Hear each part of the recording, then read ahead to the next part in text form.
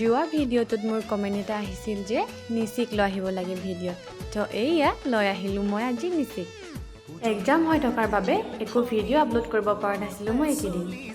আমাৰ নিচি বাইদেউৰ আকৌ এবাৰ এক্সাম সোনকালে শেষ হ'ল, তাই ঘৰ যাব ওলাইছে, তাইক অকণমান গেটলৈ আগবঢ়াই থৈ আহিলোঁ।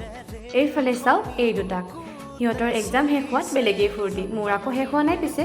আজি যোৰহাটত ইমানেই গৰম হৈছে, মই বোলো অকণমান চেণ্ডেল খুলি খোজকাঢ়ি চাওঁ। আকৌ ৰুমত আহি পাইছিলোঁহে, দিলেই নহয় বৰষুণ এজাক, ধৰিবকৈ নোৱাৰোঁ পাই বতৰৰ কথা।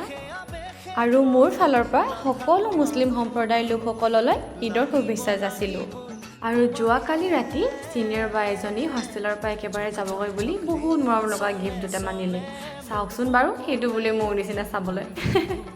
বহুত বহুত থেংক ইউ গায়ত্ৰী বা, আৰু তোমাৰ উজ্জ্বল ভৱিষ্যত কামনা কৰিছোঁ।